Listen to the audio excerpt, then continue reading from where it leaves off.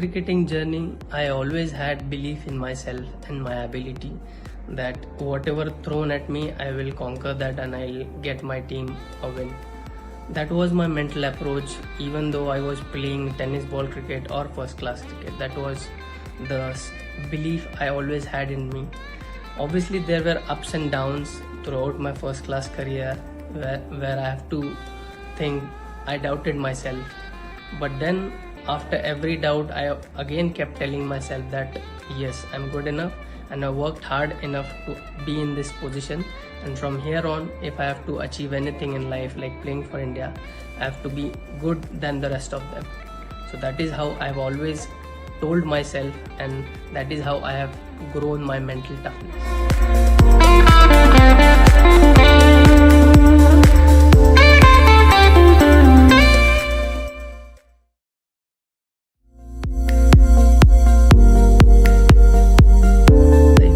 Of fitness and nutrition I got to know after my surgery, which happened in 2018, left hamstring. That is where I had to make a call that if I have to be the best in India at my number, I have to be very fit and to be able to deliver results for Indian team. And that is where I think I have followed rigorous diet and started working out daily without any excuse. And I think it's 4 months post surgery where I went on to play the Asia Cup in 2018 Dubai. That is where when I started playing and I realized how fast I was moving, how agile I was, how powerful I was feeling just after 3.5 months of rehab and diet which I have followed. That is where I realized the importance of fitness and nutrition in my life, and hence that I've never left fitness and diet.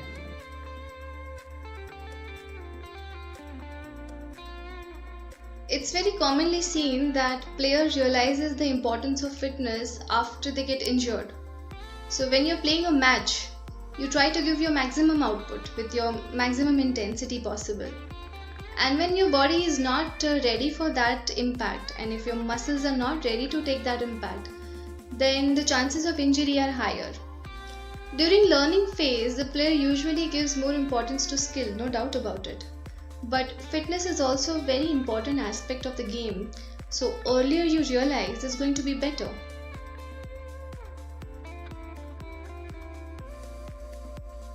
Talking about the importance of training and nutrition, athletes start paying more attention to the program when their performance does not improve, or they are injured or have poor recovery or begin to fall sick. They try to follow other people's diets, not realizing that one size does not fit all. Diet is very important for recovery from an intense workout session. It should have all the necessary supplements and protein to prevent and help recovery from injuries, if any. The energy levels also during the match should be maintained. Hydration is also an important point. How much water, salts are needed should be planned properly.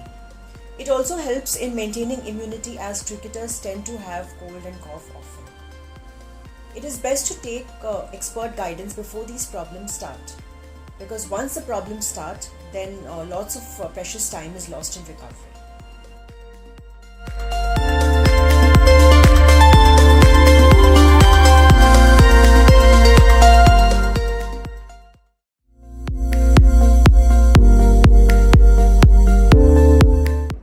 For me, at this age of my career, I will put it 35% fitness, 35% diet and 30% of skill, because throughout my life I have done enough skills to survive throughout my career. Now it is up to me how I maintain my body and fitness. That will decide how long I will play. So I'll again clear once again that it depends on what level of cricket you're playing as per that, but definitely skills will be 50% and fitness and diet 50% for any cricketer.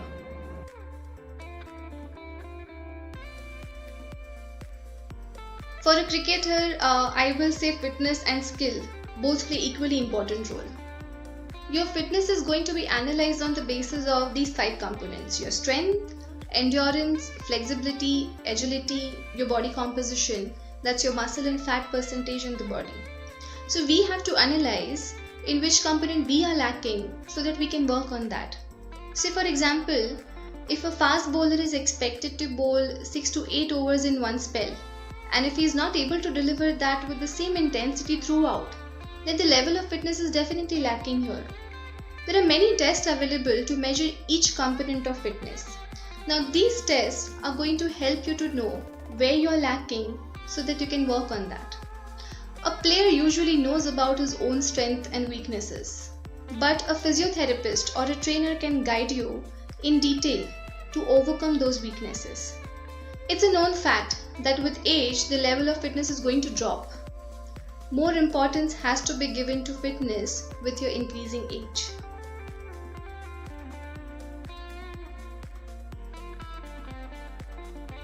Weightage to be given to fitness, diet and skill.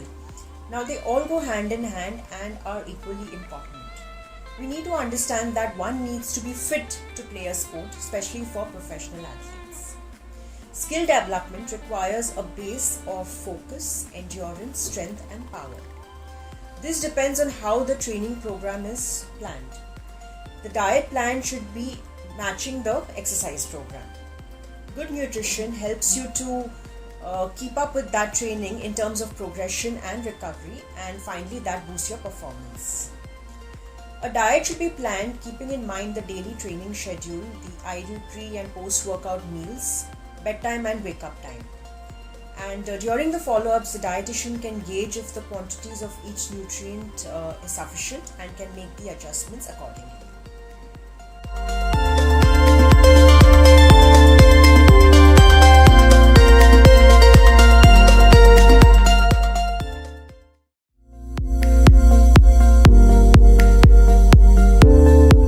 Off season, I'll give more importance to fitness than skills, because you have enough time to recover and you don't have to play games. So during the off season, I will train hard on my body and my fitness, but same time I'll try to keep it my body and mind fresh so that I don't get bored of anything. So I'll keep changing on my fitness schedules. But during off the season, I will definitely, like I said, more towards fitness and less towards skill. But during the season, I will completely reverse the cycle. I'll put more focus on the skills and very maintenance kind of work on fitness. As far as recovery concerned, it will definitely fluctuate as per individual's body, but I think 80% is sleep. A good sleep of 8 to 9 hours is the best recovery I feel for my body, and most of the research says that. And after that, it is up to your diet and supplements, but I'll put it to this, that recovery is all about how good you sleep.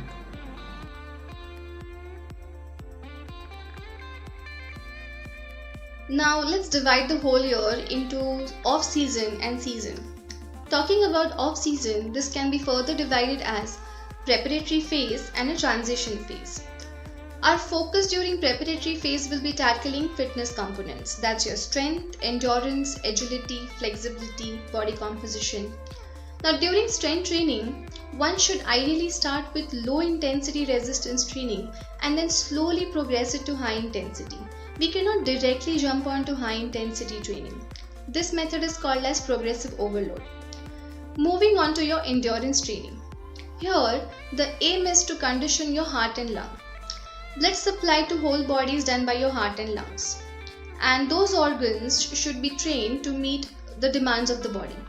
Now, improvement in your aerobic capacity is seen over a long period of time, and that's the reason you should be equally giving importance to your endurance training.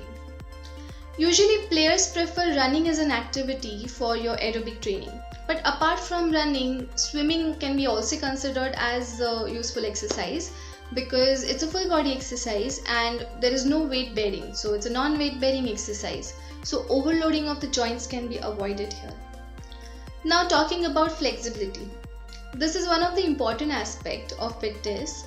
This helps to prevent injuries.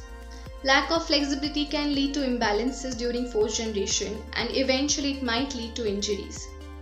Flexibility can be improved by stretches. Very simple stretches can give you good results for your flexibility, which should be ideally done at the end of your training session. Now then comes your transition phase, which is about a week just before your season is going to start. Here you're going to drop your exercise intensity by 50%. So every body part gets enough time for recovery just before your matches are going to start. Now during season, your main focus is going to be maintenance of fitness. Now talking about your rest phase. When a cricketing season has just ended, a player can take a week or two complete rest. Now during matches, what happens? Your body goes through so much of wear and tear, and there are so many inflammatory changes seen in your body. Taking complete rest will keep these responses low, and there is going to be a faster recovery.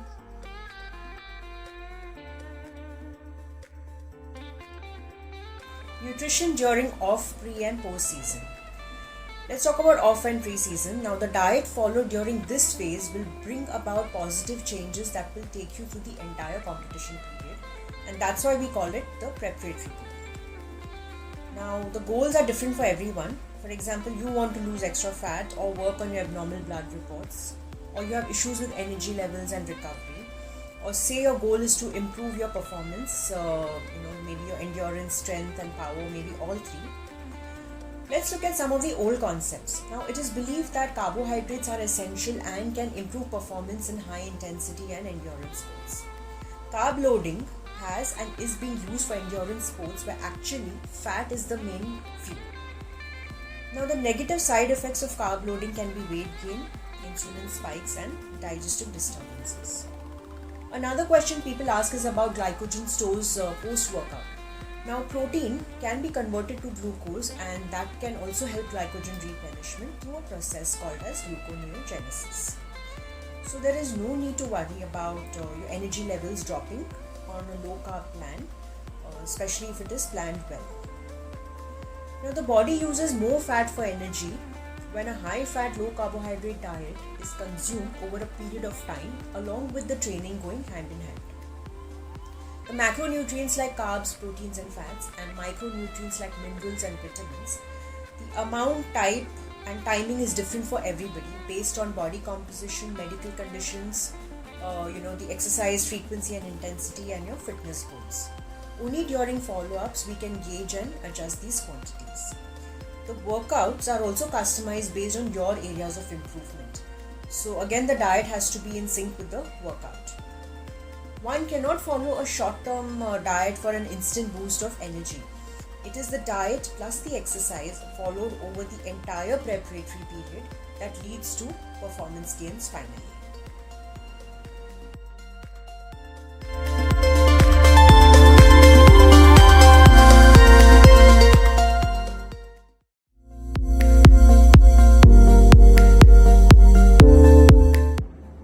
During off season, my training day would be early morning, either cardio or strength, around 7 to 8 for an hour. I'll do that.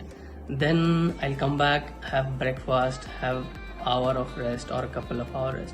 Then around 11, 11:30 I'll go back to ground. I'll have a good hit of hour and half, and by 1 I'll again come back to home again. So I'll eat, have good protein, have couple of hours rest again, and around 4:30 I'll again go back to skills and have an hour and a half or hour of skills. And after that I'll definitely complete my day with a good recovery session, which is a swimming pool session, and that is how my day completes in off season.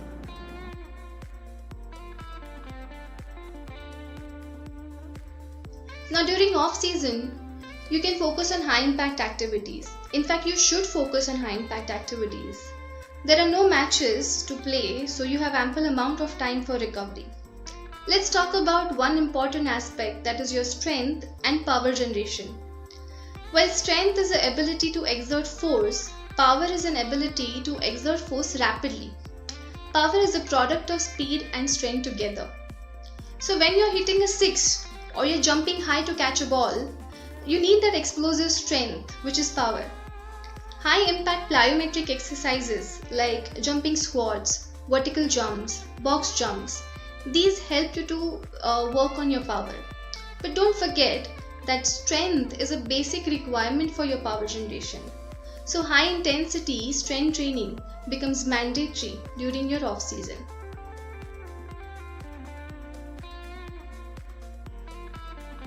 Regarding supplements, there are two categories. One that helps boost performance like caffeine, creatine, arginine, beta-alanine and the pre-workout supplements. The other category is the one that boosts metabolism, for example BCAAs, glutamine and leucine. What you need to take depends on the level of training, your individual needs and the budget of course. Now dietary supplement safety is not regulated by the FDA. Sometimes the label information, quality and quantity of the substance may also be incorrect.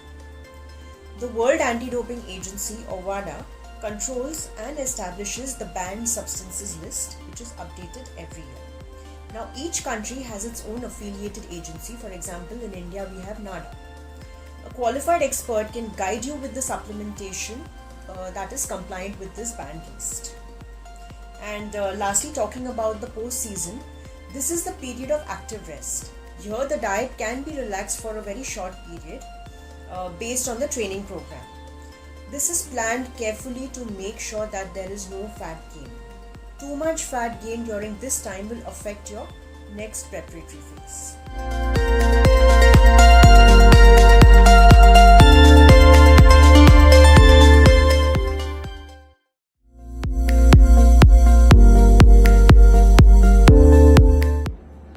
During the season, my training day would be like I'll put as a very maintenance kind of work where I need to understand what my body requires, and that is how I'll put it. If I need a little bit of running or a little bit of strength work, depending on how I'm feeling. But during the matches, I'll definitely put more focus on skills than fitness. It is all about skills and recovery and maintenance during the matches.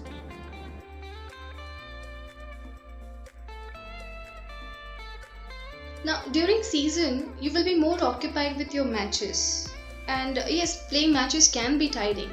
So depending on what is your match schedule, you're going to plan your fitness routine. It's very important for a player to understand that we have to avoid overuse of muscles, because overtraining can also lead to injuries. More stress has to be given to your functional training. Say for example, a bowler will target rotator cuff muscle strengthening. And we also have to choose exercises very smartly. So we train every body part but in a functional way. Remember, we are going to avoid high impact exercises or high intensity exercises, because these high impact activities lead to a lot of fatigue and soreness, and it may affect performance during matches. Now talking about your endurance training, that will continue, and this is going to continue to maintain your aerobic capacity. So to sum up, when you're planning your fitness session during season, maintenance of fitness is going to be the target.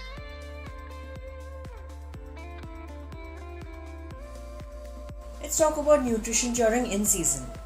Let's understand the energy systems or the fuel used during the game. Different fuels, for example carbohydrates, protein and fat, are used based on the intensity and duration of an activity. When you move from a high intensity to low intensity activity, the fuels shift from stored creatine in the muscles to carbohydrates to protein and lastly to fat. Cricket is a sport that requires endurance, strength and power, so multiple fuels are being used. So during the matches, the target is to maintain the performance and recovery throughout the match. During matches, the plan changes according to the schedule. Here we keep in mind the number of matches played in the day, the rest periods, intervals, the hydration, the digestion, the energy levels and availability of the food where the matches are being played. We have to make sure that the athlete has good energy levels in the second half of the day, where a large meal or say for example fatigue can cause drowsiness and drop in performance, especially in hot weather. Speaking of hot weather, let's speak about hydration. Now, dehydration causes a drop in performance, cramps, and lethargy. What is dehydration? It's excess sweating causing loss of fluids and salts. A simple method for estimating hydration is measuring your body weight from pre to post workout. Remember, you should not start exercising in a dehydrated state. Urine color may be dark at this time, so you need to drink more water. You should consume adequate foods and fluids as well as sodium and potassium and other electrolytes to restore the hydration. Again, the amount depends on the time period before your next match or training. Post match, the focus is recovery. So, the player is ready to go back to the field the next day. The athlete has to plan very well in advance for matches played outstation.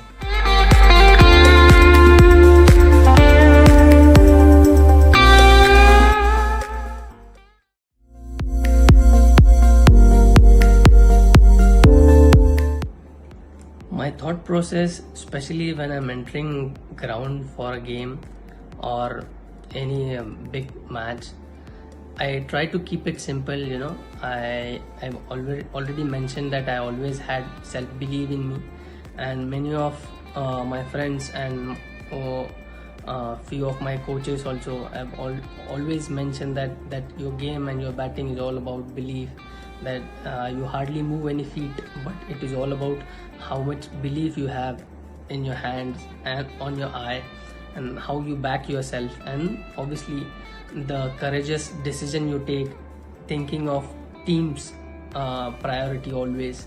That is what makes you a cricketer you are.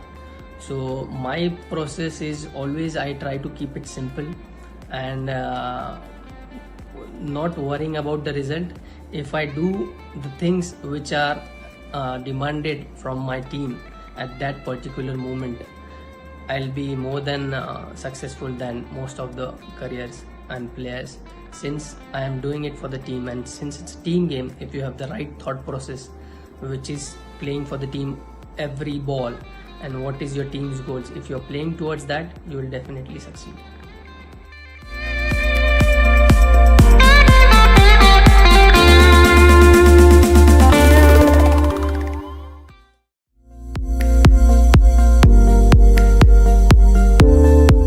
Injuries are part and parcel of any athlete's career. I am none different than them. So I had many injuries throughout my career, but hamstring injury was one of the major injuries I had. I think I struggled almost for 8 or 9 months. For 3 to 4 times I got injured for the same hamstring left. So I think during that time it is really frustrating, because I was playing well, I was playing for India. Every time I was having a good knock, I used to get injured immediately.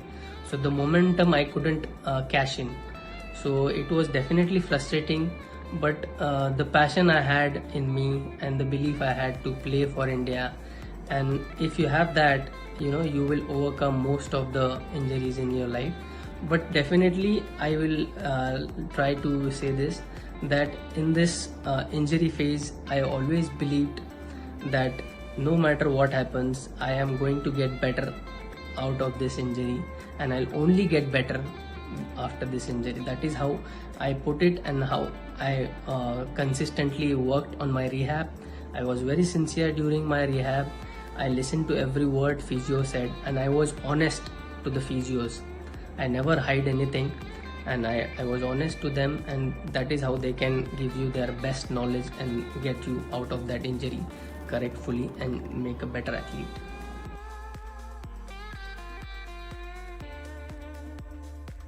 The biggest mistake that usually seen is player ignoring the injury. Small niggle might turn into bigger injury if it's ignored. So player has to analyze whether it's just a muscle soreness, or it's a body ache due to fatigue, or it's a pain due to injury. Pain is a very clear-cut sign that something is going wrong, and it's very important to consult an expert at this time. Don't take painkillers, or don't self-medicate, or don't take any medications without a prescription. Now, talking about injuries, there are two types of injuries. Those which can be prevented, something like overuse injuries, and those which cannot be prevented because they come unexpectedly, something like twisting your ankle while you're running, or landing on your shoulder while you're fielding. So the later part requires rehabilitation. So don't hesitate to report your pain or discomfort to physio or a doctor. In prevention of injuries, player and a physio both are going to play equally important role. A player can make sure all his fitness components are up to the mark, and a physiotherapist will guide you with the missing components. We have commonly seen that cricketers suffering from injuries like rotator cuff tear or a side strain, hamstring injury or back pain. Here the physical assessment can help a player to analyze the weaknesses and abnormalities. And physiotherapists can prescribe a very specific exercise to overcome these issues. This helps in two ways: prevention of injuries and also in enhancement of your performance.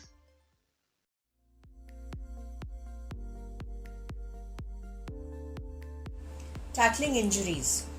Nutrition plays a very important role when you are injured.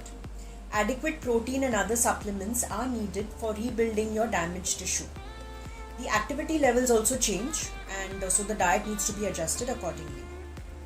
One common mistake athletes make is not taking enough protein due to less exercise or activity.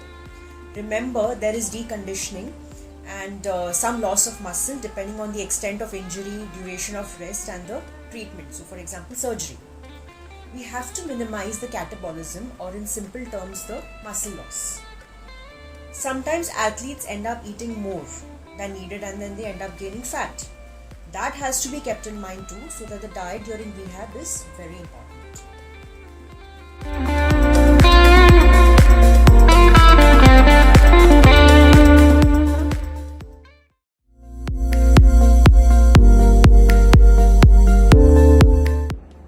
It is very hard mentally, especially, to come back from injury and play again for whatever team you have been playing for. It challenges mental strength, patience, discipline, lifestyle. So these are the 4 aspects if you try to follow in your injury phase, and even if during your career. I think most of you people will be successful in your own careers. So mental strength, patience, discipline and lifestyle. So these are the 4 aspects had definitely helped me to come out of injuries and make a good strong comeback.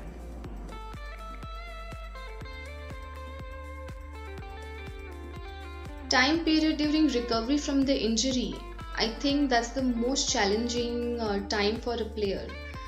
There are so many questions running through players' mind. Players think about, when will I get to play, or will I be 100% okay to go and play out there?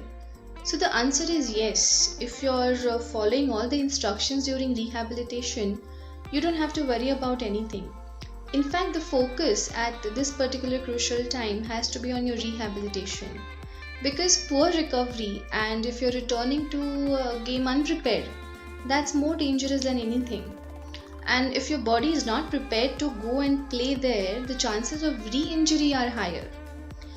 We all know mentally player wants to be there on the ground and playing for the team, but don't risk it. You don't risk it unless you have a green signal from your physiotherapist or your doctor.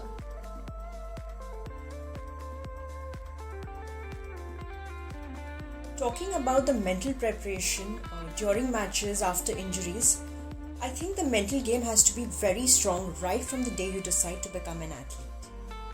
Few aspects that need attention are focus and discipline during and off the field, performance anxiety issues, eating disorders, making a comeback after injuries, maybe after losing crucial matches. A lot of us do have an inherent coping mechanism, but sometimes, despite all the support, we tend to fall short. At such times, I feel a sports psychologist can definitely help you bounce back and regain the lost confidence.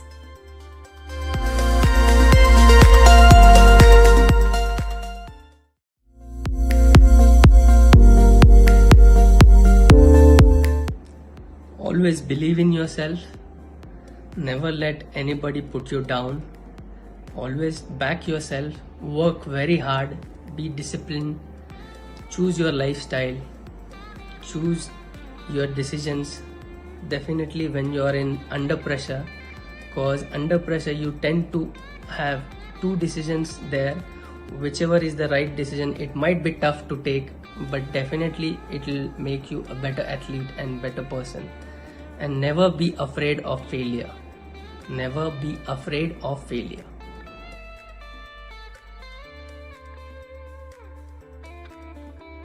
Players have so much of emotional connect with the game that every player wants to continue playing for as many years as possible.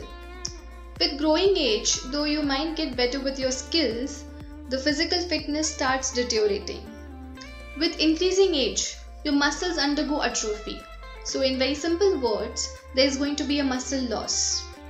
It's very important for every player to maintain your muscle mass and ultimately your level of fitness to extend your cricketing career for as long as possible, and that too with least injuries. If you manage to achieve this, you're bound to get good results in the game for as long as you're going to play. So my message to all cricketers is going to be, follow the process very sincerely and you will definitely see the results.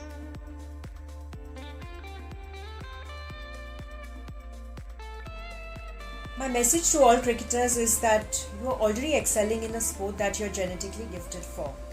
If you want to maximize this potential, then you need a good balance of nutrition, training, mental health conditioning, and recovery.